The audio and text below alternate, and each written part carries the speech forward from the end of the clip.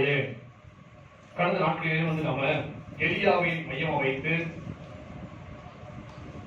திரளான ஆத்துமாக்களை கர்த்தருக்கென்று எப்படி ஆத்துமா செய்ய வேண்டும், அதற்கு நம்முடைய ஜீவியம் எப்படிதான் இருக்க வேண்டும் என்று நாம் கடந்த நாட்களில் தியானித்தோம்.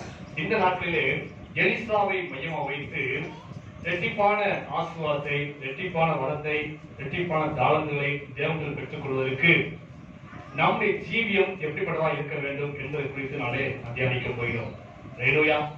அதற்கு முன்பாக எலிசா தன்னுடைய குருவாகிய எலியாவிட்ட அவர் படத்துக்கு எடுத்துக்கொள்வதற்கு முன்பாக ஒரு கேள்வி கேட்டார். என்ன விண்ணப்பம் கேட்டார்? என்ன விண்ணப்பம் சொன்னா, உம்முடைய ஆவியின் வரங்களிலே இரட்டிப்பாக எனக்கு தர வேண்டும். ஹல்லேலூயா. உம்முடைய ஆவியின் வரங்களிலே எனக்கு இரட்டிப்பான வரத்தை தர வேண்டும் என்று எலிசா எலியாவிட்ட கடைசியாக ஒரு விண்ணப்பம் வைத்தார். ஏன் அப்படி கேட்டாரு? எதனால கேட்டாரு?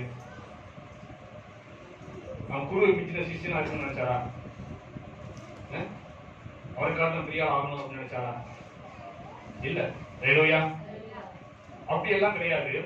ஏன் அப்படி கேட்டான்னு சொன்னா, எலியாவின் நாட்கள் வேறு, எலியாவுடைய காலங்கள் வேறு. எலியா ஊழியம் செய்த காலங்கள் அன்னைக்கு பாவம் நிறைந்த ஒரு காலத்துல அவர் ஊழியம் செஞ்சாரு. இஸ்ரேல் தேசத்துல அன்னைக்கு எல்லாரும் கர்த்தரை பின்வாங்கி போய்விட்டாங்க. எல்லாரும் பாகாலை வழிபட ஆரம்பித்து விட்டார்கள். அது மட்டுமல்லாமல் அந்த நாட்களிலே பாவம் பெருகி போயிருந்தது. இஸ்ரேல் ஜனங்கள் மத்தியிலே பாவம் பெருகி போயிருந்தது. ஆகாப் ராஜா மூலமாக விக்கிரகணை பெருகி போயிருந்தது. எசபேல் ராணி மூலமாக தேசித்தனம் பெருகி போயிருந்தது. அப்படி ஒரு பொல்லாத பாவம் நிறைந்த காலத்துல எலியா தீர்க்கதரிசி ஊழியம் செய்தாரு. அவருக்கு ஆண்டவர் வரங்களை கொடுத்தாரு. வல்லமையோடு கூட ஆண்டவர் ஊழியத்தை அவர் செய்து அநேக திரளான ஜனங்களை ஆண்டவர் கொண்டு வந்தாரு. ஆனால் எலியாவின் காலம் வேறு, எலிசாவின் காலம் வேறு. இந்த பூமி உண்டான நாள் முதல் கொண்டு, ஆதாம் நாள் முதல் கொண்டு இந்நாள் வரைக்கும் பாவம் என்பது பூமி எப்படி இருக்கு? குறைந்து கொண்டே வருதா? கூடிக்கொண்டேதான் வருது. வலிக்கு பெருகிதான் வருது. பாவம் தண்ணி போல ஜனங்கள் பருகி கொண்டே இருக்காங்க. அந்த அளவுக்கு இந்த பூமியிலே பாவம் என்பது நாளுக்கு நாள் பெருகி கொண்டே இருக்குது. ஹல்லேலூயா. ஆக இப்படிப்பட்ட காலத்துலதான் எலிசா தீர்க்கதரிசி ஊழியத்துக்கு வர்றாரு. அப்ப எலியாவின் காலம் வேறு, எலிசாவுடைய காலம் வேறு. அப்ப அந்த நாட்களில் எலியாவுக்கு இருந்தது வரங்கள் வல்லமை போதுமானதாக இருந்தது. அநேக ஆயிரம் ஆத்மாவை ஆதாயப்படுத்த போதுமான இருந்தது. ஆனா எலியாவுக்கு பின்பாக அந்த காலம் மாறி இருக்கிறது, பாவம் பெருகி இருக்கிறது. அந்த நாட்களிலே நாம் தேவனுடைய ஊழியத்தை செய்ய வேண்டும் என்று சொன்னால், நாம் அநேக ஆயிரம் ஆத்மாவை கர்த்தருக்கு ஆதாயப்படுத்த வேண்டும் என்று சொன்னால், எனக்கு அவரை காட்டிலும் அதிகமான வரங்களும் வல்லமை என்ன செய்யலாம் எனக்கு தேவை என்பதற்காகத்தான் அன்னைக்கு எலிசா தீர்க்கதரிசி எலியாவிட்ட உம்மிட்ட இருக்கிற ஆவின் வரங்கள் எனக்கு இரட்டிப்பாக வேண்டும் என்று கேட்டார். ஹல்லேலூயா. அது கேட்டதுடைய நோக்கம் அதுதான். ஹல்லேலூயா. அந்த நாட்களிலே நாளுக்கு நாள் உலகிலே பாவம் என்ன செய்து பெருகி கொண்டே வருது. ஹல்லேலூயா. அன்னைக்கு எலியா செய்த அற்புதங்கள் எத்தனை சொன்னா 14 பெரிய அற்புதங்களை செய்தான்னு சொல்லி வசனம் சொல்கிறது. பெரிய அற்புதத்துல 14 அற்புதம் செய்தான்னு சொல்லப்பட்டிருக்கு. ஆனா எலிசா தீர்க்கதரிசி மொத்தம் 32 அற்புதம் செய்தார். பெரிய அற்புதங்கள் 32 அற்புதம் செய்தார். எலியா தீர்க்கதரிசி உயிரோடு இருக்கிற வரைக்கும் தான் அற்புதம் செஞ்சாரு. ஆனா எலிசா தீர்க்கதரிசி மரித்ததுக்கு பிறகு என்ன செஞ்சாரு? அவர் எலும்பு மூலமாக அற்புதம் நடந்துச்சு. ஹல்லேலூயா. ஆக தேவன்கிட்ட வேண்டிக் கொண்டபடியே சரியாக ஆண்டவர் எலியாவுக்கு இருந்த அதே ஆவின் வரங்களை இரட்டிப்பாக எலிசா தீர்க்கதரிசி கொடுத்தாரு. ஹல்லேலூயா. ஏன் என்று சொன்னால் காலம் மாறி இருக்கிறது. எலியாவுடைய காலம் வேற, எலிசாவுடைய காலம் வேற. பாவம் பெருகி போயிருக்குது. ஆக எலிசாவின் காலத்துல ஊழியம் செய்ய வேண்டும் சொன்னால், அவன் தன்னை காத்துக்கொண்டு ஆத்மாவை ஆதாயப்படும் சொன்னால், அவனை காட்டு கூடுதலான ஆவின் வரங்கள் தேவையாயிருந்தது. அப்படின்னால்தான் எலிசா தீர்க்கதரிசி அப்படியா கேட்டாரு. ஹல்லேலூயா. ஆக இந்நாட்களிலே பார்த்தீங்கன்னா சரி, எபேசியர் 2ஆம் அதிகாரத்துல 1ஆம் வசனம் சொல்லுது, இந்த நாட்களிலே ஜனங்கள் அக்கிரமத்திலும் பாவத்திலும் எப்படிலாம் மறைத்து போயிருக்கிறார்கள். புதிய ஏற்பாடு சொல்லப்படுகிறது, பாவத்துக்கு மறைத்து போயிருக்காங்க, அக்கிரமத்துக்கு மறைத்து போயிருக்காங்க அப்படின்னு சொல்லப்படுது. வெளிப்படுத்தல 3ஆம் அதிகாரத்துல 1ஆம் வசனம் சொல்லப்பட்டிருக்கு. சர்தை சபையை பற்றி சொல்லப்பட்டிருக்கு. அந்த சபை எப்படி இருக்குன்னா, உயிருள்ள பேர் எடுத்தாலுமே செத்ததை போல இருக்கு. ஹல்லேலூயா. அந்த சபை எப்படி இருக்கு சொன்னா, உயிர் இருக்குது ஆனா என்ன இல்ல, உணர்வு இல்ல. ஹல்லேலூயா. செத்தது போல இருக்குது. ஆனா இப்படிப்பட்ட காலத்தை நம்ம வாழ்ந்துட்டு இருக்கிறோம். எலியாவின் காலம் வேறு, எலிசாவின் காலம் வேறு. அதை காட்டிலும் ஒரு மோசமான ஒரு கொடூரமான காலம், கடைசி காலம் என்று சொல்லக்கூடிய அளவுக்கு இந்த நாட்டிலே பாவம் என்பது உலகத்திலே ரொம்ப பெருகி போயிருக்கிறது. ஜனங்கள் பாவத்தையும் அக்கிரமத்தையும் மறித்து போயிருக்கிறார்கள். சபையும் கூட இன்னைக்கு ஆவிக்கு சபை என்று பேர் இருந்தாலுமே அந்த சபை எப்படி இருக்கு? சொல்லுங்க சொல்லுங்க. செத்ததா இருக்குது, உணர்வற்றதா இருக்குது. அப்படிப்பட்ட ஒரு பொல்லாத காலத்துல நம்ம வாழ்ந்துட்டு இருக்கோம். அல்லேலூயா. இப்படிப்பட்ட காலத்துல வாழ்க்கை நாம நம்முடைய ஆத்மாவை காத்துக்கொண்டு இந்த இருக்கிற செத்து கொண்டிருக்கிற அழிந்து கொண்டிருக்கிற ஆத்மாவை நம்ம கிறிஸ்தவர்கள் ஆதாயப்பட்டோம்னு சொன்னா நமக்கு எப்படிப்பட்ட வல்லமை மனம் தேவை. அல்லேலூயா. நினைச்சு பாருங்க, எலியா காலத்துல இந்த காலத்தை காட்டும் எலிசா காலத்துல மோசமான பாவம் இருந்தது என்று வேதத்துல வாசிக்கிறோம். அதற்காக எலிசா தீர்க்கதரிசி கேட்டாரு, எலியாவின் ஆவியின் வரம் வெட்டிப்பான தாங்க, அவன் காலம் வேற, என்னுடைய காலம் வேற, இந்த நாட்கள் நான் ஊழியம் செய்யணும், இந்த வெட்டிப்பான வரம் தேவை என்று சொன்னாரு. ஆனா புதிய ஏற்பாடு வரும்போது என்ன சொல்லப்பட்டிருக்குது? பாவம் குறைஞ்சு போச்சா? பெருகி இருக்குது. அல்லேலூயா. அந்த காலத்துல நேரடியாக பாவம் வந்துச்சு. ஆனா இந்த காலத்துல மறைமுகமாக இருந்துச்சு பாவம் வந்து கொண்டு இருக்குது. அல்லேலூயா. செல் மூலமாக, நெட் மூலமாக, இன்னும் டிவி மூலமாக, கம்ப்யூட்டர் மூலமாக, இன்னும் பலவித ரூபங்களிலே பல விதத்துல வந்து இதெல்லாம் பாவமா என்று சொல்லும் அளவுக்கு நீங்க பாவம் என்ன சொன்னா மறைமுகமாக நீங்க ஜனங்களை தாக்கி கொண்டிருக்குது, அடிமைப்படுத்திக் கொண்டிருக்குது. அல்லேலூயா. ஜனங்களுக்கு அடிமையாக போய் கொண்டிருக்கிறாங்க. அல்லேலூயா. சிறு பிள்ளை அது மட்டும் இல்ல, இன்னைக்கு தானியத்திற்கு சொல்றது போல இன்னைக்கு ஜனங்களுடைய அறிவு பெருத்து போயிருக்குது. அல்லேலூயா. இன்னைக்கு பிறக்க குழந்தைலாம் பாருங்க, சரி அது 1 வயசு 2 வயசு பிள்ளைகிட்ட கூட இன்னைக்கு நம்ம பேசி ஜெயிக்க முடியாது. அந்த அளவுக்கு என்ன செய்யுது? பிள்ளை ஞானமா பேசுதுங்க, அவ்வளவு அறிவா பேசுதுங்க, அவ்வளவு கேள்வி கேட்குது. ஏன்னு சொன்னால் இந்த காலத்தோட கடைசி காலம். தானியத்திற்கு சொன்னது போல அறிவு என்ன செய்யுது? பெருத்து போச்சு. அந்த அளவுக்கு அறிவு பெருத்து போச்சு. இவங்க மத்தியில ஊழியம் செய்யணும்னு சொன்னால், இவங்க மத்தியிலே நம்ம ஆண்டு வார்த்தை சொல்ல வேண்டும், அந்த ஆத்மாவை கற்றுக்கொண்டு ஆதாயப்பட சொன்னா நமக்கு எவ்வளவு ஞானம் தேவை, எவ்வளவு ஆவியின் வரங்கள் தேவை என்று சிந்திச்சு பாருங்க. அல்லேலூயா. அதனாலதான் ஆண்டவர் இயேசு சொன்னார். ஆண்டவர் இயேசு கிறிஸ்துவை பிதாவின் தேவன் பரிசுத்த ஆவியினாலே அளவில்லாமல் அபிஷேகித்தார் சொல்லப்படுகிறது. புரியுதா? அளவில்லாமல் அபிஷேகித்தார். யோவான் 3:14 சொல்லப்படுகிறது, அளவில்லாமல் அபிஷேகம் சொல்லப்படுகிறது. அதனாலதான் அவரு அநேக அற்புதங்களை செய்தாரு, திரளான கூட்டங்களை நடத்தினாரு. அதே ஆண்டவர் இயேசு சொல்றாரு, பரலோகத்துக்கு போறதுக்கு முன்பா சொல்றாரு, நான் செய்த அற்புதங்களை அடையாளம் காட்டிலும் என்னை விசுவாசிக்கிறவன் அதிகமா செய்வான்.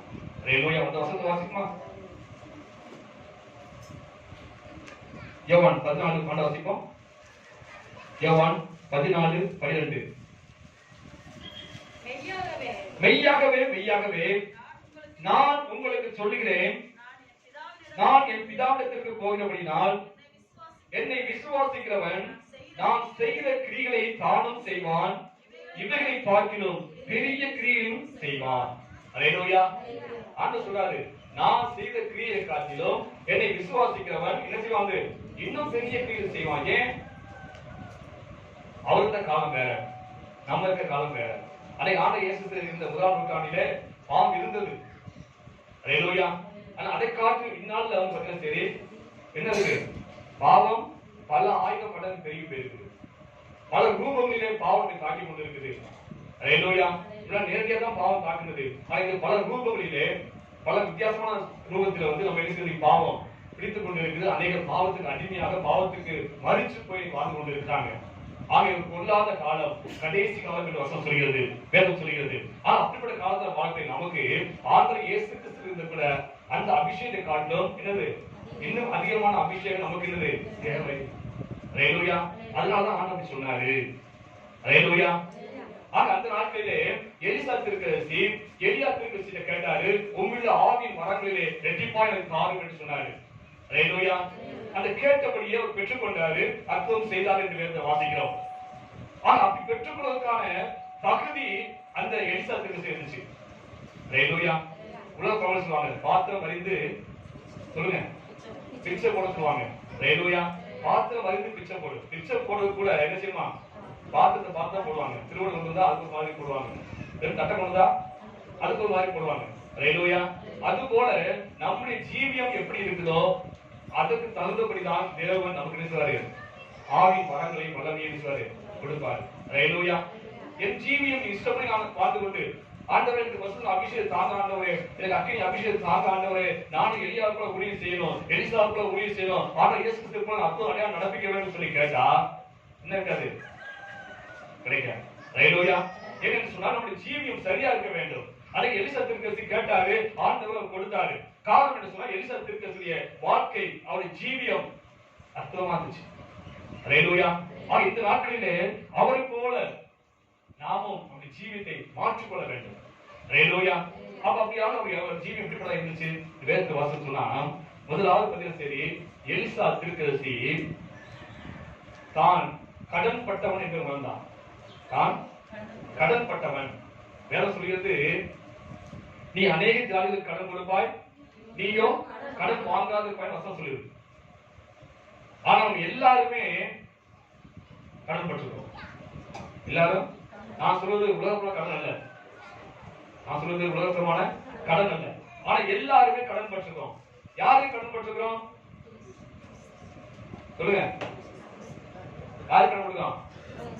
ஆனா இயேசு கிறிஸ்துவுக்கு கடன் பட்டிருக்கோம். இந்த உலகத்துல மக்களுக்கு நாம் கடன் பட்டிருக்கோம். ஹalleluya. வாசிப்போம் 1 யோவான்ல 4ஆம் அதிகாரம் 9-10 வாசிப்போம்.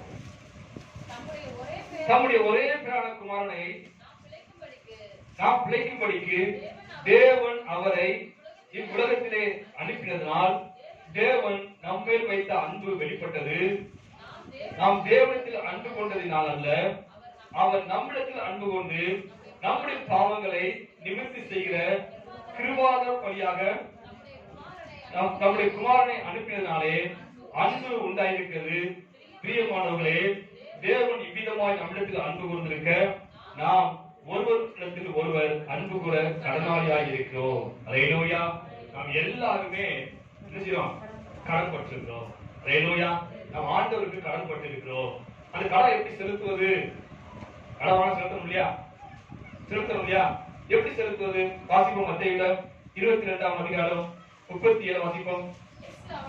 இயேசு அவனை நோக்கி, உன் தேவனாகிய கர்த்தரிடத்தில் உன் முழு இதயத்தோடும் உன் முழு ஆத்மாவோடும் உன் முழு மனதோடும் அன்பு கூறுவாயாக. ஹalleluya. அதே போல 39ஆம் வாசிங்க. ஒப்பாயிருக்கிற இரண்டாம் கற்பனையானது, உன்னிடத்தில் நீ அன்பு கூறுவது போல பிறரிடத்திலும் அன்பு கூறுவாயாக. ஹalleluya. அப்ப ஆண்டவர் நாம் கடன் பட்டிருக்கிறோம். அந்த கடனை எப்படி திருப்பி செலுத்தணும் சொன்னால், நாம் தேவனிடத்துல முழு முழு ஆத்மாவோடு முழு பலத்தோடு அன்பு கூற வேண்டும். இரண்டாவதாக உன்னை போல் பிறரையும் நிச்சயம் நேசிக்கணும். ஹalleluya. ஆக ரெண்டு விதத்துல நாம் கடன் நிச்சயம் செலுத்தணும். ஹalleluya. இதுதான் அப்போஸ்தலர் பவுல் சொல்றாரு, இது ராஜரீக கற்பனை என்று. ஹalleluya. இது ராஜரீக கற்பனை, எல்லா நியாயப்பிரமாணமும் என்ன செய்யல அடங்கி இருக்குது. ஹalleluya. ஆக இந்த நாட்களிலே நாம் அப்படியாக ஆண்டவருக்கு கடன் பட்டவர்களாய் இருக்கிறோம். இன்னும் வேதத்தை வாசிப்போம். ரோமர்ல 13ஆம் அதிகாரம் 8வது வாசிப்போம். ஒருவரிடத்தில் ஒருவர் அன்பு கூற கடனை அல்லாமல் மற்றொன்றிலும் ஒருவனுக்கும் கடன்படாதீர்கள். அன்பு கூறவன் நியாயப்பிரமாணத்தை நிறைவேற்றுகிறான். ஹalleluya. ஒருவரிடத்தில் ஒருவர் அன்பு கூற கடனை அல்லாமல் கடன் கூடாது. ஹalleluya. ரோமர் வாசிப்போம் 1:14 வாசிப்போம். ரோமர் 1:14-15.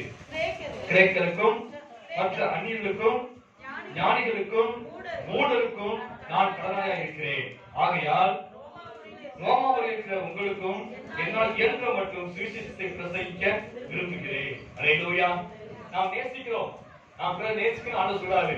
எப்படி நேசிப்பது? எப்படி நேசிப்பது? ஆண்டுடைய வார்த்தையை சுவிசேஷத்தை அவங்க சொல்லுவதுதான் அவர் நேசிப்பது அடையாளம். ஹalleluya. அவங்க எல்லாமே பாவத்தில் மரித்து போயிருக்கிறாங்க. பாவம் என்னன்னு தெரியாமல் பாவத்தை ஜீவிக்கிற மக்களாக இருக்காங்க. அவங்களுக்கு தேவனை குறித்து சொல்ல வேண்டும். அவரை நேசிக்க ஒருத்தர் இருக்கிறார், அவருக்காக மரித்த ஒருத்தர் இருக்கிறார், அவருக்கு ஜீவனை கொடுத்த ஒரு இயேசு கிறிஸ்து இருக்கிறார் என்பதை அவர் சொல்லுவதே நாம் அவங்களுக்கு பட்ட கடன். ஹalleluya. நாம் கடன் பட்டு இருக்கிறோம். ஹalleluya. சுவிசேஷத்தை அறிவிப்பதுதான் கடனை திருப்பி செலுத்துவதற்கு அடையாளமாக இருக்கிறது. ஆண்டவருக்கு அன்பு செலுத்த வேண்டும், உலகத்தோடு அன்பு செலுத்த வேண்டும். அதே சமயத்தில் நாம் பிறருக்கு என்ன செய்வது? நேசித்து அவருடைய ஆண்டை வார்த்தை சொல்ல வேண்டும், அவருடைய ஆத்மாவை கர்த்தருக்கு ஆதாயப்படுத்த வேண்டும். இது நாம் செய்ய வேண்டிய கடனாக இருக்கிறது, செலுத்த வேண்டிய கடனாக இருக்கிறது. ஹalleluya. கடவுள் கை வைத்தவன் பின்னிட்டு பார்க்க எவனும் தேவனுடைய ராஜ்யத்துக்கு தகுதியானவன் அல்ல. ஹalleluya. ஆண்டவர் பாருங்க ஊழியத்தை என்ன சொல்றாரு? தலை பிடிச்சு ஊழலுக்கு ஒப்பா சொல்றாரு. ஹalleluya. அப்ப எலிசத்திற்கு செஞ்சாரு அன்னைக்கு அந்த கலப்பை பிடிச்சு விழுந்ததுனாலதான் கர்த்தர் உங்களுக்கு தெரிஞ்சுட்டாங்க.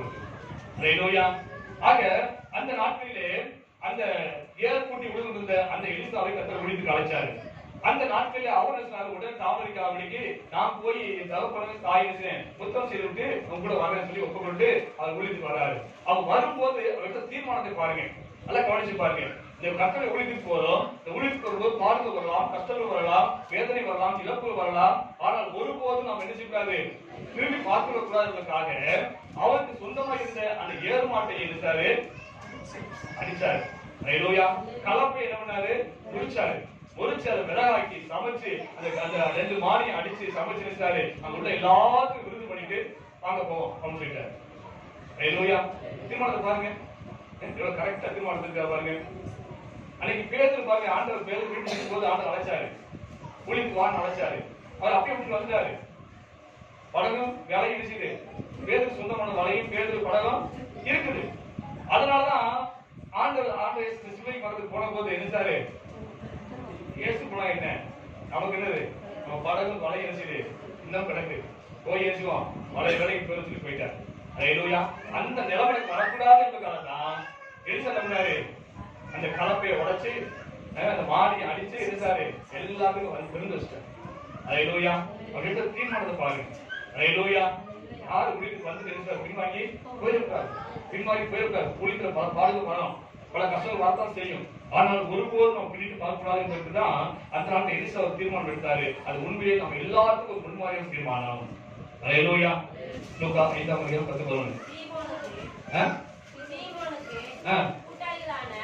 செபதேவின் குமாரராகிய யாக்கோபும் யோவானும் அந்தபடியே பிரமித்தார்கள். அப்பொழுது இயேசு சீமோனை நோக்கி, பயப்படாதே, இது முதல் நீ மனுஷரை பிடிக்கிறவனாய் இருப்பாய் என்றார்.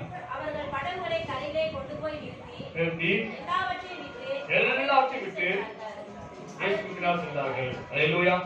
லூக்கா 14:13 அப்படியே உங்கள் எவனாகிலும் தனக்கு உண்டானவை எல்லாம் வெறுத்து விடாவிட்டால் அவன் எனக்கு சீசனாக இருக்க மாட்டான். ஹalleluya. ஆண்டவர் ஊழியத்துக்கு அழைக்கும் போது மனுஷனும் எல்லாத்தையும் வெறுத்துட்டு ஆண்டவருக்கு பின்னால் போகணும். ஹalleluya. பேதுரு தான் செஞ்சாரு, எல்லாத்தையும் வெறுத்துட்டு படகு வேண்டாம் வலை வேண்டாம் சொல்லி விட்டு போயிட்டாரு. அது எலிசத்திற்கு பாருங்க, இருந்த ஒரே ஏற்கனவே உடைச்சாரு, இந்த சொந்த மாடை சமைச்சாரு, என்ன செய்யாரு, வெறுத்து போதும் அப்படின்னு சொல்லி எல்லாத்தையும் வெறுத்து வச்சுட்டு கிளம்பிட்டு போயிட்டாரு. ஹalleluya. ஆண்டவர் ஊழியத்துக்கு அழைக்கும் போது எல்லாத்தையும் வெறுத்துட்டு போகணும். அவன் தான் ஆண்டவருக்கு உண்மையான சீஷனா இருக்க முடியும். ஹalleluya.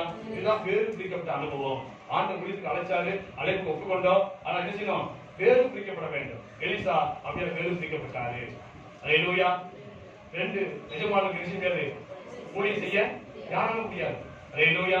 நான் ஆசாரங்களை பார்த்துட்டு ஆண்டு வேலை செய்ய சொல்ல முடியாது. ஹalleluya. யாரையும் நம்ம திருப்திப்படுத்த முடியாது. ஒண்ணு ஆசாரம் திருப்திப்படுத்தணும், இல்லை என்ன செய்யணும், ஆண்டு திருப்திப்படுத்தணும். இது என்ன செய்ய ரெண்டுமே திருப்திப்படுத்த முடியாது. ஹalleluya. ஆண்டு அப்படித்தான் ஊழியத்துக்கு அழைக்கிறாரு. முழு நேரம் ஊழியத்துக்கு அழைச்சாரு சொன்னா முழு நேரம் மனுஷன் ஆண்டு அர்ப்பணி தெரிஞ்சு ஆண்டு வெளியே செய்யணும். ஹalleluya. அனுபவத்துல சரி, 6 நாட்கள் ஊழியத்துக்கு வந்த போல ரொம்ப கஷ்டங்கள், ரொம்ப பாடுகள் அதிகமா இருந்தது. குடும்பத்தில் நடந்த போல ரொம்ப கஷ்டமான ஒரு சூழ்நிலை இருந்துச்சு.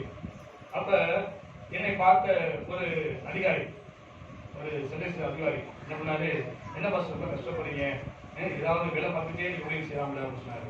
எனக்கு மனசு ஒழிக்க இருந்துச்சு, என்னது வேலை செஞ்சுக்கிட்டே ஊழியம் செய்யலாம்ல, நீங்க ஆக்சுவலா ஆராதனைக்கு போறோம், மற்ற நாள் கஷ்டமா இருக்கிறோம், அந்த நாட்கள் என்ன வந்து ஏதாவது வேலை செஞ்சுட்டு ஊழியம் செஞ்சோம்னா இன்னும் நமக்கு நல்லா வருமானம் கிடைக்கும், குடும்ப அடுத்தவருக்கு நல்லா கஷ்டம்லாம் போயிட்டுமே என்று சொல்லி, சரி சார் நாங்க இங்க வந்து நீங்க ஏற்பாடு பண்ணுங்க அப்படின்னு சொன்னேன். அவரும் ஒரு நண்பர், நெருங்கிய நண்பர் ஒருத்தர் இருக்காரு, அவர்கிட்ட சொல்லி எனக்கு வேலைக்கு ஏற்பாடு பண்ணாரு. ஏற்பாடு பண்ணா மதுரையில பிரியா பஸ் ஸ்டாண்ட்ல ஒரு கலர் லேபு போட்டோ சொல்லுவாங்க இல்லையா, கலர் லேபு பெரிய கம்பெனி, அதுல வந்து தமிழ்நாடுல ஒரு பிரான்ச் இருக்குது. அந்த அளவுக்கு பெரிய கம்பெனில அவர் எனக்கு வேலைக்கு ஏற்பாடு பண்ணாரு.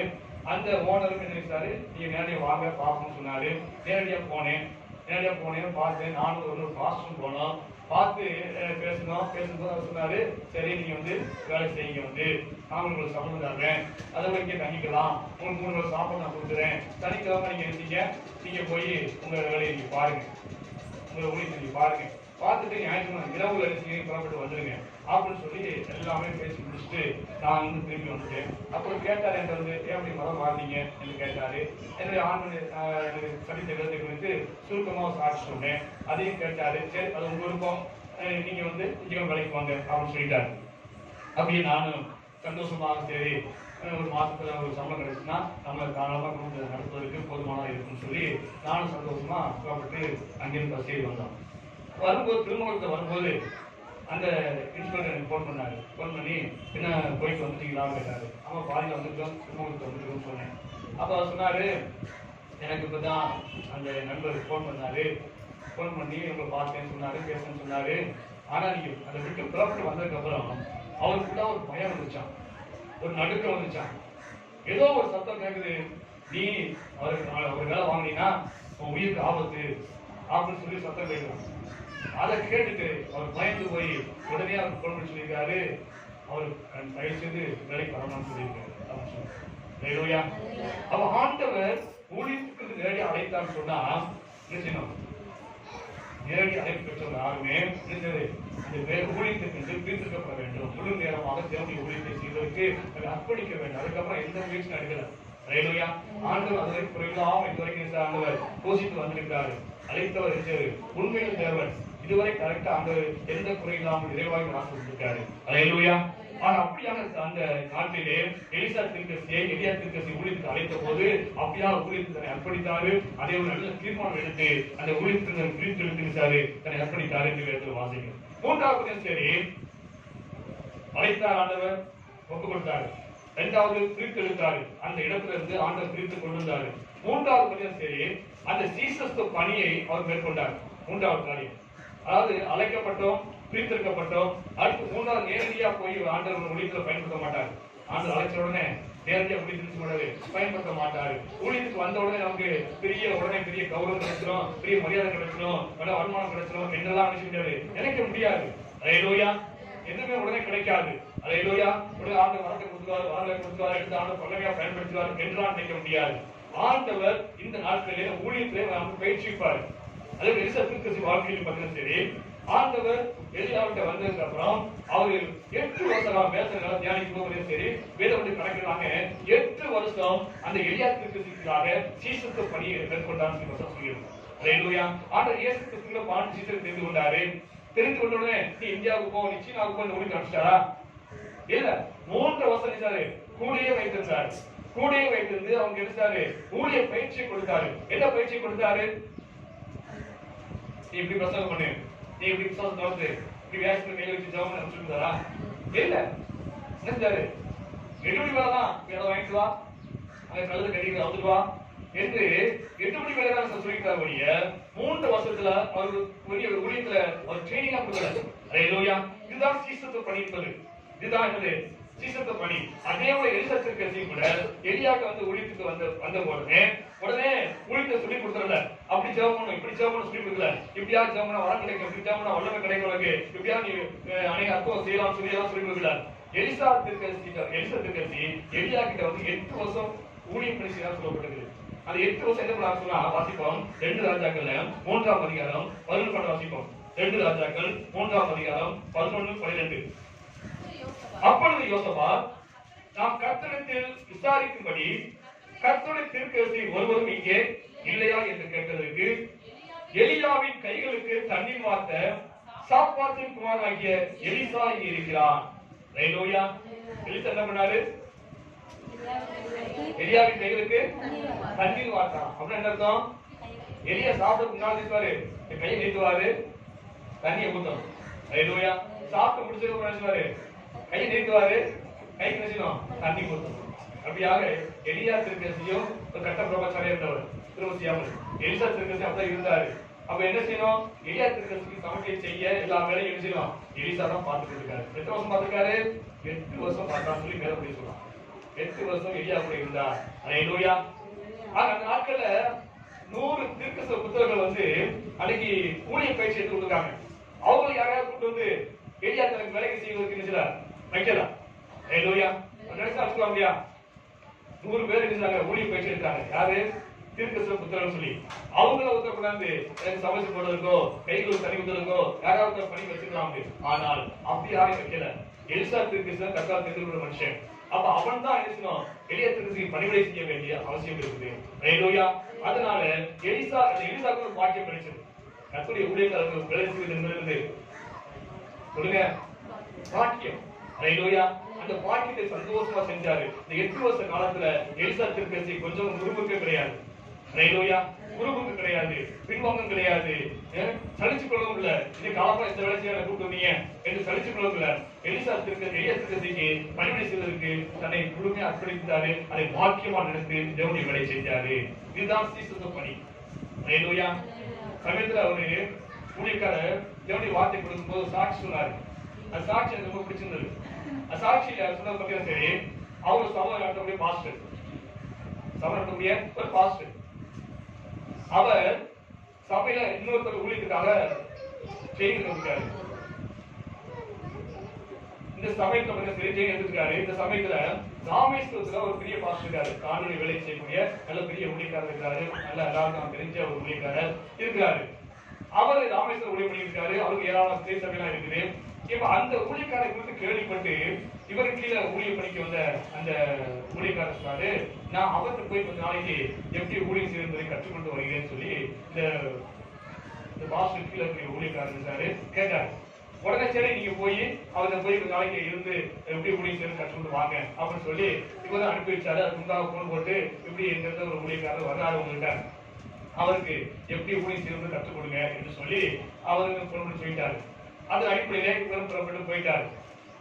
போய் ட்ரெயின்ல போறாரு. ட்ரெயின்ல போய் போன உடனே ட்ரெயின் இறங்கின உடனே இவரை வரவேற்க முடியாத அந்த ஊழியக்காரர் நிற்கிறார். ராமேஸ்வரம் ஊழியக்காரர் நிற்கிறார். இவர் பார்த்து நல்லா கண்டு கொண்டிருந்தாரு. அவர் லக்கேஜ் எல்லாம் வாங்கிட்டு வந்துருந்தாரு.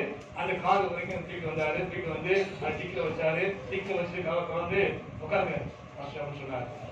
அதுக்கு ஒண்ணுமே புரியல. அப்படியே வளர்ச்சி பண்ணிக்கிறாரு. உட்கார்ந்து சினப்புல உட்கார்ந்தாரு. அவர் போட்டாரு. அவரே ஜெயில உட்காந்துருந்தாரு. வண்டியை ஓடிட்டு வந்தாரு. வீட்டுக்கு வந்தாரு. வீட்டுக்கு வந்தோடனே அந்த லக்கேஜ் எடுத்து அவரே ஒன்று போயிருந்தாரு. வீட்டுக்கு வச்சாரு.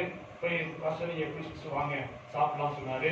அந்த ஊழியக்காரன் போய் குளிச்சுட்டு சாப்பிட்டுக்காக வந்து ட்ரெயின்ல உட்கார்ந்தாரு. அவருடைய மனைவியை வண்டி அந்த பரிமாறினாங்க. அப்பொழுது இவருக்கு சாப்பிட முடியல, சாப்பிட மனசு வரல. யாருக்கு ஊழிய பயிற்சி எடுத்து வந்த அந்த ஊழியக்காரருக்கு சாப்பிட மனசே வரல. அப்படியே மனசுல உட்கார்ந்துருக்காரு. அப்ப ஊழியக்காரர் கேட்டாரு, ஏன் சாப்பிட மாட்டேங்கிறீங்க, சாப்பிட பிடிக்கிறியா என்று கேட்டாரு. அதுக்கு அவர் சொன்னாரு, அப்படிதான் இல்ல, எனக்கு போய் நீங்க எவ்வளவு பணிகளை செய்வீங்க, எனக்கு லக்கேஜ் நீங்க தீட்டு வந்தீங்களே, எனக்கு மனசு ரொம்ப கஷ்டமா இருக்குது, நீங்க போய் இவ்வளவு எனக்கு இவ்வளவு இது செய்யலாமா என்று கேட்கும் போது அவர் சொன்னாரு, எதுக்கு வந்தீங்க, எதுக்காக இதை பார்க்க வந்தீங்க, நான் எப்படி ஊழியம் செய்யணும்னு பார்க்க வந்தேன். அப்ப ஊழியம் செய்வதற்கு முதல் பாடம் எதுனா இதுதான். பிறருக்கு பணிவிடை செய்வதுதான் என்னது முதல் கற்றுக்கொள்ள வேண்டிய ஊழியம். ஊழியக்காரன் சொன்னா என்னது, என்ன அர்த்தம், வேலைக்காரன். ஊழியக்காரன் அர்த்தம் வேலைக்காரன். மெகாஸ்டார் என்ற வார்த்தைக்கு எதிர்ப்பதுதான் மினிஸ்டர். மினிஸ்டர் சொல்லுங்க, மினிஸ்டர் அவன் செய்யறது ஊழியத்துக்கு பிறகு மினிஸ்ட்ரிங்கிறோம், மந்திரி சொல்லுவோம், மினிஸ்டர் சொல்லுவோம். அப்படி என்ன அர்த்தம், என்ன அர்த்தம், மெகாஸ்டார் என்னது பெரிய அர்த்தம், மினிஸ்டர்னா சின்ன ஆள் அர்த்தம். அதான் புரிஞ்சுக்கோங்க, மினிஸ்டர் அர்த்தம் சின்ன ஆளு, மினிஸ்ட்ரி செய்யறோம் அப்படின்னா என்ன அர்த்தம், வந்து சின்ன ஆள் அர்த்தம். அல்லேலூயா. ஊழியக்காரன் பெரிய ஆள் கிடையாது, அவன் யாரு, சின்ன ஆளு. அல்லேலூயா. அதனால அப்போஸ்தலன் பவுல் ரட்சிக்கப்பட்ட உடனே அவருடைய பேர் என்னது, சவுல். சவுல் அர்த்தம் பெரிய ஆள் அர்த்தம். ஆனா அந்த பேரை பவுல் மாத்திட்டாரு. பவுல் அர்த்தம் சின்ன மனுஷன் அர்த்தம், சின்னவன் அர்த்தம். அல்லேலூயா. அதை நன்றாக உணர்ந்தார் அப்போஸ்தலன் பவுல். ஊழியக்காரன் பெரிய ஆள் கிடையாது, அவன் யாரு, வேலைக்காரன். அல்லேலூயா. அது கிரேக்கரோட சொல்லப்படுது. அதாவது ராணுவத்துக்கு வேலைக்கு போறோம், ராணுவத்துக்கு வேலைக்கு போகும்போது என்ன செய்ய சொன்னா எழுதி கொடுத்துட்டு போவோம், நான் இத்தனை வருஷத்துல உள்ள ராணுவ பணியில நான் சேவை செய்கிறேன் என்று சொல்லி எழுதி கொடுக்கணும். அது அந்த நாட்களிலே என்னுடைய தாய் தகவலுக்கு ஏதாவது ஆனா கூட நான் என்ன செய்ய மாட்டேன், அந்த உணவு வரக்கூடாது. நான் எழுதி கொடுத்த பணியில முழு நேரமாக இருக்கிறேன், நான் கருத்தாய் நான் கண்ணியமாக வேலை செய்வேன் என்று எழுதி கொடுத்துட்டு அந்த நேரத்துல அவங்க பணி செய்வாங்க. அல்லேலூயா. அந்த நாட்கள்ல ஏதாவது குடும்பத்துல நல்லதோ கெட்டதோ நடந்தா கூட அங்க என்ன செய்யாது, வர முடியாது. அல்லேலூயா. அவங்க இறக்கப்பட்டு அங்கே அனுபவிச்சா தான் வர முடியும். அவங்க எழுதி கொடுத்துட்டு சேவை செய்யக்கூடியவங்க தான் ராணுவ வீரர்கள். அதே போல கொத்தடிமை சொல்லியா, கொத்தடிமை அப்படின்னா அந்த உத்தரவு என்ன செய்வாங்க, 5 வருஷம் எழுதி கொடுத்துட்டு போய் வேலை செய்வாங்க. இரவெல்லாம் பார்க்க முடியாது, பகல் பார்க்க முடியாது, எப்ப வேலைக்கு கூப்பிட்டாலும் அப்ப செய்ய முடியாது. கேள்வி இல்லையா, மில் வேலைக்கு போறாங்க, கொத்தடிமை போறாங்க இல்லையா, செகுத்து வேலைக்கு கொத்தடிமை போறாங்க இல்லையா, இரவு போது செய்யணும், வேலை செய்யணும், எப்ப கூப்பிட்டாலும் வேலை செஞ்சு ஆகணும். ஏன்னா எழுதி கொடுத்து வந்துக்கிறோம். அல்லேலூயா. அதே போலதான் ஒரு வேலைதான் ஊழியக்கார வேலை. அல்லேலூயா. பெரிய ஆள் கிடையாது. அதை நன்றாக அந்த ஊழியக்காரர் உணர்ந்ததுனால்தான் அதை முதல் தரமா கற்றுக் கொடுத்தாரு. அதே எலிசா தீர்க்கதரிசியும் அது நன்றாக உணர்ந்ததுனால்தான் எலியா தீர்க்கதரிசி 8 வருஷமாக பணிவிடை செய்து கொண்டிருக்காரு. அல்லேலூயா. இதுதான் ஊழியம். அல்லேலூயா. ஊழியக்காரர் பெரிய ஆள் கிடையாது. அல்லேலூயா. இருக்கிறதே சின்னவன் தான் ஊழியக்காரர். அல்லேலூயா. ஆக இந்த நாட்டிலே அப்படியாக சீசத்து பணியை அவர் எலியாவுக்கு கற்றுக்கொண்டாரு. அல்லேலூயா. ஆனா இயேசுவின் சீசர்கள் அப்படிதான் இருந்தாங்க. அந்த 3 வருஷமும் ஆண்டவருக்கு அப்படி பணிவிடை செய்கிறவங்க இருந்தாங்க. அப்போஸ்தலர் பவுலுக்கு அநேக சீசர்கள் இருந்தாங்க. அவங்க என்ன பண்ணாங்க, எடுத்தோடனே இந்த சபையை வச்சு நடத்தி வச்சுட்டாரா, இல்ல கூடயே வைத்திருந்தாரு. எல்லாம் நிறுவனம் பார்த்தீங்கன்னா சரி, அவர் எழுதல. அப்போஸ்தலர் பவுல் கண் பிரயோகமானது அது நிமித்தமாக சொல்ல எழுதிட்டு இருந்தாங்க. அங்க போய் வசம் போயிட்டு வா, போயிட்டு வா, இங்க போய் இந்த தூர கொடுத்துட்டு வா சொன்னா அவங்க போய் செஞ்சுட்டு இருப்பாங்க. அப்படியாக அவங்க பணிவிடை செய்கிறவங்க தான் இருந்தாங்க. அல்லேலூயா. இதுதான் ஊழிய பயிற்சி என்பது. ஆக நாம் அழைக்கப்படும் சொன்னால் நாம வேறுபிக்கப்பட வேண்டும். வேறுபிக்கப்பட சொன்னால் ஜீசஸ் பணியை நாம் மேற்கொள்ள வேண்டும். அல்லேலூயா. அடுத்து 4வது சரி, எலிசாவுடைய மன உறுதி சோதிக்கப்பட்டது. எலியா தீர்க்கதரிசி ரெட்டிப்பான ஆவி வந்த பிறகு சொன்னால் முதலாவது மன உறுதி எப்படிதான், அவன் எப்படி வந்து ஜீவிக்கிறான், அவன் மன உறுதி எப்படி இருக்குது என்பதெல்லாம் குறித்து ஆண்டவர் அவன் சோதனை வைத்தார். அந்த இடத்துல பார்த்தீங்கன்னா சரி, கடைசியாக எலியா தீர்க்கதரிசியை பழத்துக்கு எடுத்துக் கொள்கிறாரு. பழத்துக்கு எடுத்துக் கொள்வதற்காக அவர் 4 இடத்தை கடந்து போறார், 4 ஊரை கடந்து போறாரு. 4 ஊரை கடந்து போகும்போது ஒவ்வொரு இடத்தையும் ஒரு போது சொல்றாரு, எலியா சொல்றாரு, எலிசா நீ இதோட இருந்துச்சு இருந்துக்கோ, நான் என்ன பண்றேன் அது மட்டும் போயிட்டு வரேன். அங்க நீ ஆண்டு சொல்றாரு, பழத்துக்கு எடுத்துக் போறாரு, போறேன், அதனால நீ இதோடு நின்றுக்கோ சொல்லும் போது ஒவ்வொரு முறையும் அந்த எலியா சொல்றாரு, இல்ல நானும் வருவேன், நானும் வருவேன், எங்கதான் வருவேன் சொல்லி பின்னாலேயே போறதை பார்க்கிறாங்க. இந்த காரியமானது ஆவிக்கு அர்த்தம் இருந்தது.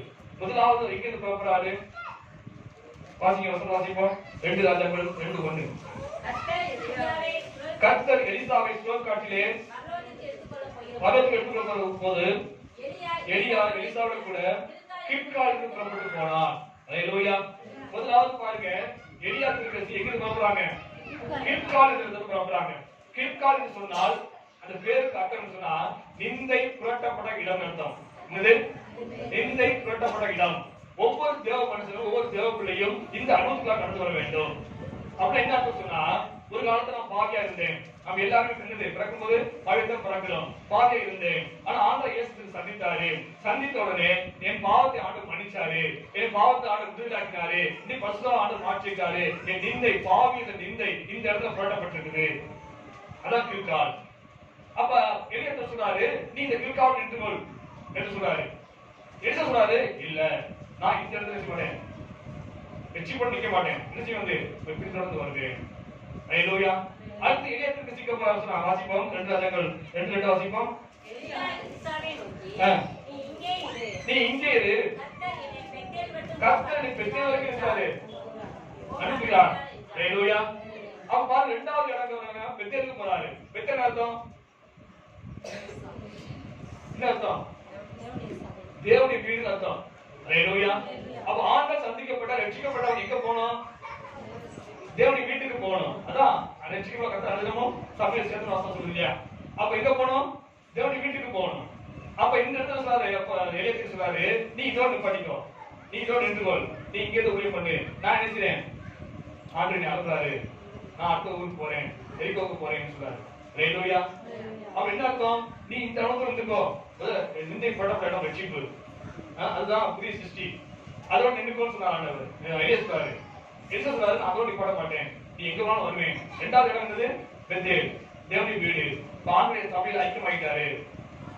அப்ப இதோட நின்றுக்கோ அப்படின்னு சொன்னா என்னது, நான் அதோட நிற்க மாட்டேன், நான் உங்களுக்கு தொடர்ந்து வருவேன். ஹல்லேலூயா. மூன்றாவது கப்பலால் வாசிப்போம். 2:4 வாசிங்க. பின்பு எலியா அவனை நோக்கி, எலிசாவே, நீ இங்கே இரு, கர்த்தர் என்னை எரிகோ மட்டும் போக அனுப்புகிறார். இவர் மூன்றாவது இடம் போறாரு, எரிகோவுக்கு போறாரு. எரிகோ சொன்னா என்னன்னா, அதுக்கு அர்த்தம் சூரிய உதய பட்டணம் அர்த்தம். சூரிய உதய பட்டணம் அர்த்தம்.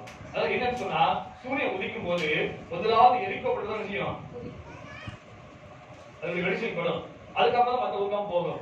அந்த அளவுக்கு அது சூரிய உதய பட்டணம் பேரு. ஹல்லேலூயா. அப்ப அந்த முதலாவது அது என்ன சொன்னா, தேவ பிரசன்னத்தை உணரக்கூடிய இடம். சபைக்கு வந்துட்டோம், ரட்சிக்கப்பட்டாச்சு, புதிய சிஷ்யம் மாறிட்டோம், சபையில அங்கம் வைத்துக் கொண்டிருக்கிறோம். இப்ப ஆண்டு ஆராதிக்கிறோம், தேவனுடைய பிரசன்னத்தை உணர்கிறோம். ஹல்லேலூயா. மசூரியா எழுதி பிரகாசி உன் ஒளி வந்தது. இப்ப ஆண்டு சபையில உட்கார்ந்து இருக்கும் போது தேவனுடைய பிரசன்னம் இறங்கி வருது, தேவனுடைய பிரசன்னத்தை உணர்கிறோம், வசனம் அபிஷேகம் நிரம்புறோம், அந்நிய வசனம் பேசுறோம், ஆண்டு துதிக்கிறோம், ஆராதிக்கிறோம். இதெல்லாம் தேவனுடைய பிரசன்னத்தை உணரக்கூடிய அனுபவங்கள். ஹல்லேலூயா. இப்ப எலியா சொன்னாரு, இந்த அனுபவம் இருக்கும், நான் என்ன செய்யறது, அடுத்து யோர்தான் வரைக்கும் போகணும் என்று சொல்றாரு. அப்ப எலியா சொல்றாரு, என்ன சொல்றாருன்னா, மாட்டேன், நான் இந்த இடத்துல இருக்க மாட்டேன், நான் இருக்க மாட்டேன், தொடர்ந்து பின்னால் வருவேன் என்று சொல்றாரு. அடுத்து எங்க போறாரு, யோர்தானுக்கு போறாரு. ஹல்லேலூயா. யோர்தான் என்ற பேருக்கு அர்த்தம் சொன்னா நிரம்பி வழிவாங்க, நிரம்பி வழிதல். எப்போதும் அந்த ஆறு விஷயம் நிரம்பி வலிச்சுதான் போகும், கடவுள் ஓடக்கூடிய ஆறு. ஹல்லேலூயா. யோர்தானுக்கு போன சொல்லும்போது என்ன சொல்றாரு, நானும் வருவேன்.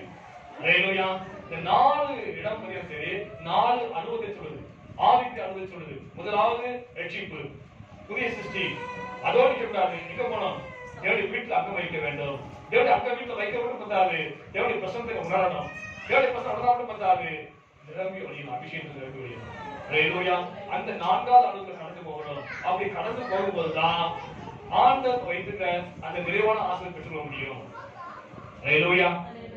ஆக நீங்க அநேகது அப்படி இல்ல, நீங்க அநேகர் பார்த்தீங்க சரி, அந்த இலக்கை அடையாமலேயே அநேகர் சொன்னா ரட்சிப்போடு இருந்தாங்க. அநேக விசுவாசி நீங்க நினைச்சாங்க ரட்சிப்பு போதும் நமக்கு, சரி அடுத்தபடியாக சரி ஒரு சபை, ஆவிக்கு சபை கிடைச்சிச்சு, நல்ல சத்தியம் கிடைக்குது, இது போதும், இந்த அளவுக்கு நம்ம போதும், அவ்வளவுதான் போதும் அப்படின்னு சொல்லி கடைசி வரைக்கும் ஆவிக்கு சபையிலே இருந்தாங்க, அவங்க இருந்து போயிடுறாங்க. மூன்றாவது வசனம் அபிஷேகம் பெறுவது, அந்நிய பாஷை பேசுவது, இது 3வது அனுபவம். இதோட முடிஞ்சுவோம், நம்முடைய போதும், இந்த அளவுக்கு வளர்ந்தது போதும் சொல்லி அதோட நின்றாங்க. அந்த நிரம்பி வலிக்கூடிய அந்த 4வது ஸ்டேஜுக்கு ஒரு சிலர் தான் போறாங்க. ஹல்லேலூயா. அவங்க தான் தேவனுடைய ஆசீர்வாதத்தை, நிறைவான ஆசீர்வாதத்தை, தேவன் வைத்த இலக்கை அடைய முடியும். ஹல்லேலூயா. எசேக்கியேல் புத்தகம் வாசிக்கும்போது சரி, வசனம் அபிஷேகம் பெற்றுக்கொள்ள 4 பேர் சொல்லப்பட்டிருக்கு. முதலாவது கணுக்கால் அளவு, முழங்கால் அளவு, நீச்சல் அளவு, மூழ்கிற அளவு. ஹல்லேலூயா. அதான் அந்த அனுபவம். முதலாவது கணுக்கால் அளவு, அது நீங்க அடைய போதும் நினைச்சாங்க. ஹல்லேலூயா. ஒரு சில முழங்கால் அளவு, அது போதும் நினைச்சாங்க. சில நீச்சல் அளவு போதும் நினைச்சாங்க. அப்படி அல்ல, நிரம்பி வழியும்படியாக நாம் அபிஷேகத்தை பெற்றுக்கொள்ள வேண்டும். ஹல்லேலூயா. அதுதான் தேவன் அழைத்திருக்கிறாரு. ஹல்லேலூயா. ஆகிய நாட்கள் அப்படிப்பட்ட ஒரு அனுபவத்துக்குள்ளாக வர வேண்டும் என்பது அந்த எலிசாவுடைய விருப்பமாயிருந்ததினாலே அவர் தொடர்ந்து பின்பற்றி வந்தாரு. எவ்வளவு சொன்னாரு, நீங்க இருந்துக்கோ, இங்கே இருந்துக்கோ, நான் போறேன் சொன்னாலுமே தொடர்ந்து கூட வந்து இருந்தாரு, அதை பெற்றுக்கொண்டாரு. ஹல்லேலூயா. அடுத்து சரி, இப்ப எலியாவுக்கு இருந்த அந்த டீப்பான ஆவின் வரம் எலிசாவுக்கு வந்துச்சு. எலிசாவுக்கு வந்துச்சு. இப்ப எங்க இருக்காங்க, யோர்தானுக்கு அப்புறத்துல போயிட்டாங்க. யோர்தானை கடந்து போயாச்சு. இவர் கடந்து போயிட்ட அப்புறம் இவர் கேட்டாரு, அங்க எலியா திருச்சி எடுத்து போது அவர் சாடு இருந்தபடினாலே ரெட்டிப்பான வரத்தை இப்பொழுது எலிசா திருச்சி பெற்றுக்கொண்டாரு. அப்ப இது வரைக்கும் எல்லாம் கரெக்டா வராங்க, ஊழியர்களும் சரி, மற்ற விசுவாசியும் சரி கரெக்டா வராங்க. ஆனா இதற்கு அப்புறம் பார்த்தீங்கன்னா சரி, அவர் இலக்கு மாறி போகுது, அவருடைய நோக்கம் மாறி போகுது. இப்ப ஆண்டவருடைய ரெட்டிப்பான வரம், அந்த எலியாவுக்கு இருந்த ரெட்டிப்பான வரம் எலிசாவுக்கு கிடைச்சிச்சு. இப்ப என்ன செய்யலாம், வந்து அற்புதம் செய்யலாம், அடையாளம் செய்யலாம், மலை வர வைக்கலாம், மலை நிப்பாட்டலாம், இதெல்லாம் செய்யலாம். இது இன்னைக்கு அநேக அப்படி வார்த்தை பெற்றவங்க என்ன சொன்னா, அதை என்ன வந்து தன்னுடைய சொந்த லாபத்துக்கு பயன்படுத்த மாட்டேங்கிறாங்க. வியாபாரமா என்ன வந்து நினைச்சு சம்பாதிக்கக்கூடிய ஒரு கருவியாக என்ன அநேகருக்கு பயன்படுத்துகிறாங்க. தேவனுடைய இலக்கை, தேவன் என்ன நோக்கத்தை கொடுத்தாரு என்று அறியாமலே அநேகரை வாழ்ந்து கொண்டிருக்கிறாங்க. ஹல்லேலூயா. வாசிப்போம், 2 வாசிப்போம். 2:14. எலியா மேலிருந்து கீழே விழுந்த வாளை பிடித்து எலியாவின் தேவனாகிய கர்த்தர் எங்கே என்று சொல்லி தண்ணீரை அடித்தான். தண்ணீரை அடித்தவுடனே அது இருபக்கமாக பிரிந்ததனால் எலிசா இக்கரைப்பட்டான். சொல்லப்படுது. ஹல்லேலூயா. பாருங்க, அக்கறைக்கு போன எலிசா எலியாவின் வெற்றி பண வார்த்தை பெற்றுக் கொண்ட பிறகு அவர் அங்கேயே இந்த ஊழியம் பண்ணிடலாம். அங்கே அநேகர் இருக்காங்க, ஜனங்கள் இருக்காங்க. அவங்க ஆண்டு வார்த்தை சொல்ல, அவங்க வந்து அற்புதம் செய்ய, அடையாளம் செய்ய, எது அதிசயம் செய்ய முடியாத இந்த ஊழியத்தை கடந்து போய்கிறே. ஆனால் எலிசா தீர்க்கதரிசி தனக்கு தேவன் கொடுத்த ஊழிய இலக்கு எது, தனக்கு கொடுத்த பொறுப்பு எது என்று உணர்ந்தபடினாலே அவன் இக்கரைப்பட்டான்னு சொல்லப்பட்டது. ஏன் இக்கரைப்பட்டான்னு சொன்னா, இக்கரையில தான் என்ன இருக்குது, தீர்க்கதரிசன பள்ளி இருக்குது. அங்க 100 பேர் வந்து தீர்க்கதரிசன பயிற்சி எடுத்து கொண்டிருக்கிறாங்க. அப்ப அந்த வருங்காலத்துல சந்ததியை உருவாக்கக்கூடிய பெரிய பொறுப்பை ஆண்டவர் எலிசாவை கொடுத்திருக்கிறாரு. அதற்காக இக்கரைப்பட்டு வந்து தன்னுடைய ஊழிய இலக்கை அடைந்தபடினாலே அவர் திரும்பி இக்கரைப்பட்டார் என்று வேதம் சொல்கிறது. ஹல்லேலூயா. அநேக புதிய தலைமுறை உருவாக்கக்கூடிய பொறுப்பு நமக்கு இருக்குது. அதனால நாம் என்ன செய்யணும், இக்கரைப்பட வேண்டும் என்று தன் ஊழிய எல்லையை ஊழியத்தின் நோக்கத்தை அறிந்தபடினாலே அவர் திரும்பி யோர்தானை கடந்து வந்தார் என்று வேதத்தில் வாசிக்கிறது. ஹல்லேலூயா. அந்த எலிசா தீர்க்கதரிசி தன்னுடைய ஊழிய எல்லையை ஊழிய இலக்கை நன்றாக அறிந்திருந்தபடினால்தான் அவர் திரும்பி வந்தார். ஆனா இன்னைக்கு அநேக ஊழியக்காரர்கள் வந்து தன்னுடைய ஊழிய இலக்கை தெரியாமலே வாழ்ந்து கொண்டிருக்கிறாங்க. ஊழிய இலக்கு என்னன்னு தெரியாது, ஊழிய இலக்கு என்னது தெரியாது, ஊழிய எல்லை எது தெரியாது. உதாரணத்துக்கு சரி, எனக்கு தெரிஞ்ச ஊழியக்காரர், அந்த ஊழியக்காரர் ஒரு மத்திய வயசுக்காரர் வந்து, மாஸ்டர் நான் கிராமத்துல ஊழிய செஞ்சுட்டு இருக்கிறேன், ஒரு வீட்டை வாடகை பிடிச்சு நான் ஊழிய செய்யறேன், ஏதாவது உதவி செய்யுங்க அப்படின்னு கேட்டாரு. அந்த ஊழியக்காரர் என்ன சொன்னா, சரி எந்த கிராமத்தில் ஊழியம் செய்றீங்க, எந்த வீட்டை பிடிச்சிருக்கீங்க சொல்லுங்க அப்படின்னு கேட்கும்போது, நான் இந்த தெருவில் இந்த வீட்டை பிடிச்சிருந்தேன், ஒரு வீட்டை பிடிச்சிருக்கிறேன் அப்படின்னு சொன்னாரு. சரி நான் ஊழியத்துக்கு தேவையான எல்லாம் வாங்கிட்டாருன்னு சொல்லி பாய் வாங்கி கொடுத்தாரு, 4 பாய் வாங்கி கொடுத்தாரு, சொம்பு வாங்கி கொடுத்தாரு, இன்னும் ஊழியத்துக்கு தேவையான அத்தனை ஜாமான் வாங்கி கொடுத்து போய் நல்லா தைரியம் ஊழியம் செய்யுங்க அப்படின்னு சொல்லி அனுப்பிச்சிட்டாரு. அப்படியாக அதுக்கப்புறம் பார்க்கல. ஒரு 2 மாசம் கழிச்சு, 3 மாசம் கழிச்சு அந்த பைக்ல போறாரு. பைக்ல போயிட்டு இருக்காரு. போகும்போது அவர் ஞாபகம் வந்து ஒரு ஊழியக்காரர் வந்து இந்த ஊர்ல ஊழியம் சொன்னாரு, நம்மளுக்கு எல்லாம் வாங்கி கொடுத்தோமே, அவர் பார்ப்போம் சொல்லி அந்த சொன்ன கிளாஸ்ல போய் விசாரிச்சா அந்த வீடு குடி கட்டுச்சு. அப்ப பக்கத்து வீட்டுல கேட்டாரு ஊழியக்காரு, என்னங்க இங்க ஒரு ஊழியக்காரன்னு சொன்னாங்களே, ஊழியக்காரர் இல்லையா அப்படின்னு கேட்கும்போது, அவர் எங்க இருக்காரு, அவரு 2 மாசத்துல இருக்காரு, வீடு நாள் வீட்டுக்கு போயிட்டாரு அப்படின்ட்டாங்க. ஊர்ல ஊழியம் போய் பரவாயில்ல நினைச்சிட்டு திரும்பி வந்துட்டாரு. அப்புறம் ஒரு 2 மாசம் கழிச்சு சரி எதாச்சும் ஒரு கிராமத்துக்கு போகும்போது அவங்க எழுப்பிட்டு வந்தாரு ஊழியக்காரு. வந்த உடனே மாஸ்டர் வாங்க மாஸ்டர், என்ன கிராமத்துல ஊழியம் சொன்னீங்க, நான் ஜாமான் வாங்கி கொடுத்தேன், போன கேட்டா இங்க ஊழியம் செய்யணும்னு சொன்னாங்க, என்ன மாஸ்டர் அப்படின்னு கேட்கும்போது அவர் சொன்னாரு, மாஸ்டர் என்னைய ஆண்டவர் சுவிசேஷ ஊழியம் சொல்லியிருக்காரு, சுவிசேஷ ஊழியம் செய்ய சொல்லியிருக்காரு, அதனால சபை ஊழியத்தை விட்டுட்டேன், இப்ப என்ன செய்யாது சுவிசேஷ ஊழியம் செஞ்சுட்டு இருக்கிறேன். ஹல்லேலூயா. என்ன புரியுது நமக்கு, தன்னுடைய ஊழிய இலக்கு என்னன்னு தெரியல. ஹல்லேலூயா. ஆண்டவர் அழைத்த அழைப்பின் நோக்கம் என்னது தெரியல. என்ன அழைப்பு ஆண்டவர் அழைச்சாரு, அழைப்பு தான் சந்தேகம். 2வது அழைப்பு 5 அழைப்பு இருக்குது. ஆண்டவர் ஊழியத்துக்கு எந்த அழைப்பு அழைச்சிருக்காரு, சபை ஊழியத்துக்கு அழைச்சிருக்காரா, சுவிசேஷத்துக்கு அழைச்சிருக்காரா, தீர்க்கதரிசன ஊழியத்துக்கு அழைச்சிருக்காரா, போத ஊழியத்துக்கு அழைச்சிருக்காரா என்று தெரியாம இன்னைக்கு அனைத்து சந்தை ஊழியத்துக்கு வந்துடுறாங்க. ஊழிய இலக்கை தெரியாமலே இருக்கிறாங்க. இந்த வருஷத்துல பார்த்தா இந்த இடத்துல ஊழியம் பண்றேன், அடுத்த வருஷம் பார்த்தா அந்த இடத்துல ஊழியம் பண்றேன், என்ன தரிசனம், என்ன நோக்கம், என்ன இலக்கு தெரியாது. ஹல்லேலூயா. இவர்கள் எல்லாமே தானாக ஊழியத்துக்கு ஏற்பட்டவர்கள். என்ன சொன்ன நான் சொன்ன வார்த்தைப்படி ஏற்பட்டவர்கள். ஹல்லேலூயா.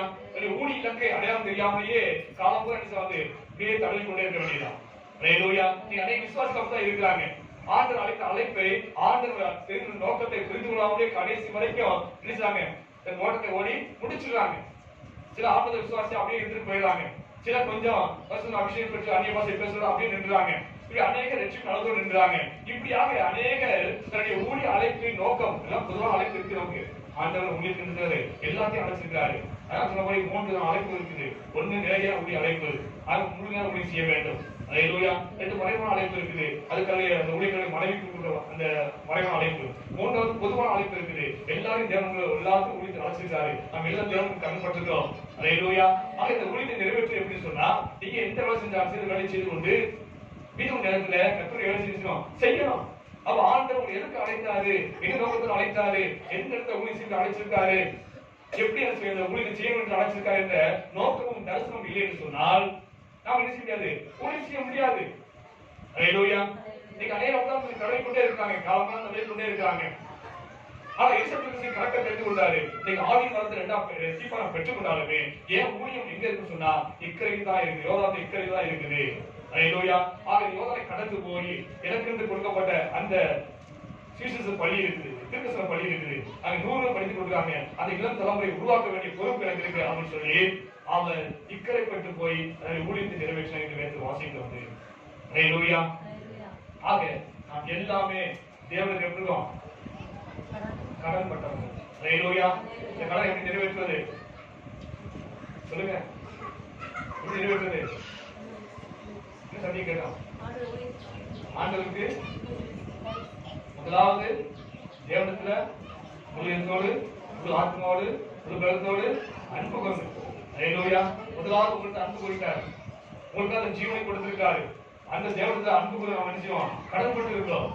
இரண்டாவது உலக மனிதர்களுக்கு நாம் கடன் பட்டு இருக்கிறோம். என்ன கடன் பட்டிருக்கிறோம்? அவர்களால் ஆண்டு வார்த்தை சொல்லணும், தேவனுடைய வார்த்தை சொல்லணும். உங்களை நேசிக்கிற தேவத்தில் உண்டு, உங்களுக்கு ஜீவனை கொடுத்த தேவத்தில் உண்டு. அவர் நேசிக்கிறாரு. உங்களுக்கு இப்படிப்பட்ட பிரச்சனை இருந்து உங்களுக்கு வியாதியிலிருந்து விடுதலாக்குவதற்கு அவர் என்ன பொதுவாக இருக்கிறாரு என்று சொல்ல வேண்டிய கடன் உங்களுக்கு எனக்கு இருக்குது. ஹல்லேலூயா. முதலாவது ஊழியம் தேவனுடைய அன்பு, இரண்டாவது தேவனுடைய வார்த்தை சொல்ல வேண்டிய பெரிய கடன் நமக்கு இருக்குது. இரண்டாவது நேரடியாக ஊழியம் வரைக்கப்பட்டால் பேரு பிடிக்கப்பட வேண்டும். மூன்றாவது சரி அந்த சீசத்துவ பயிற்சி எல்லாரும் மேற்கொள்ள வேண்டும். ஹல்லேலூயா. எல்லாருக்கும் நம்ம விசுவாசியா இருக்கிறோம், சபையில ஊழியக்காரர் இருக்கிறோம் சொன்னா நாம இந்த சீசத்துவ பணியை கண்டிப்பாக எல்லாருமே செய்யணும். ஹல்லேலூயா. மூத்த ஊழியக்காரருக்கு பணிகள் செய்வது ஒரு பாக்கியமான காரியம். ஹல்லேலூயா. அந்த அடிப்படையில் தான் தேசத்திற்கு 8 வருஷமா தேசத்திற்கு ஊழியம் செய்து கொண்டிருந்தாரு. ஊழியக்காரர் பெரிய ஆள் கிடையாது, பணிகைக்காரன், வேலைக்காரன் என்று உணர்ந்து கொள்ள வேண்டும். பெரிய பாஸ்டர் சொன்னால் பெரிய நினைச்சிருக்காங்க, பேசுறதுக்கே ரொம்ப நினைச்சாங்க, பேசுறதுக்கு பேசுறாங்க, கௌரவம் பார்க்காங்க. அப்படி இல்ல, ஊழியக்காரன் என்பது வேலைக்காரன். ஹல்லேலூயா. அவன் அடிமை, அதான் சொல்றது வசனம், அந்த அடிமை சொல்லப்படுது. ஹல்லேலூயா. அந்த சீசத்துவ பயிற்சியை நாம் எடுத்துக்கொள்ள வேண்டும். நாம் எடுத்த தீர்மானத்துல நாம் உறுதியா இருக்க வேண்டும்.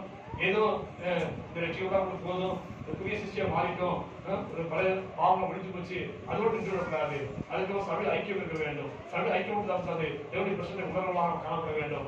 அபிஷேகம் பெற வேண்டும். அந்நிய ஆண்டு ஆதரவுகளாக மாற வேண்டும். அதற்கு செய்யணும் அபிஷேகத்துல ஹல்லேலூயா. அது ரொம்ப அவசியமான காரியம். ஏன்னு சொன்னால் அந்த எலியாவின் காலத்தை காட்டும், எலிசாவின் காலத்தை காட்டும், ஆண்டவர் இயேசுவின் காலத்தை காட்டும் இந்த நாட்கள் எவ்வளவு விழாவா இருக்குது. ஹல்லேலூயா. பாவம் நிறைந்ததா இருக்குது. ஹல்லேலூயா. இந்த பாவம் நிறைந்த இந்த பூமியிலே நம்முடைய ஆத்மாவை நாம் காப்பாற்றிக் கொள்ள வேண்டும். இரண்டாவது விஷயம், அழிந்து கொண்டிருக்கிற ஆத்மாவை விஷயம் ரட்சிக்க கொண்டு வர வேண்டும். அந்த லக்கு ஆண்டவர் கொடுத்திருக்காரு. ஹல்லேலூயா. நோக்கத்தை ஆண்டவர் கொடுத்திருக்காரு. அது நிறைவேற்ற நம்ம விஷயம் ஒப்பு கொடுக்கிறார். ஹல்லேலூயா. ஏதோ ஆண்டவர் சபைக்கு வந்து ஆசீர்வதிச்சாரு, வியாதியை போயிட்டாரு, விசுவாசம் கட்டணம் விடுதலாக்கிட்டாரு, அது போக நினைக்கிறாரு. நீங்க கடன் பட்டிருக்கீங்க, எல்லாரும் கடன் பட்டிருக்கோம் ஆண்டவருக்கு. அந்த கடனை நினைச்சினோம் நிறைவேற்ற வேண்டும். கடன்காரா இருக்கக்கூடாது. ஹல்லேலூயா. அந்த கடனை திருப்பி செலுத்த வேண்டும். அந்த பொறுப்பு உங்களுக்கு எனக்கு இருக்கு. இந்த உணவோட கூட ஆண்டவர் உங்களுக்கு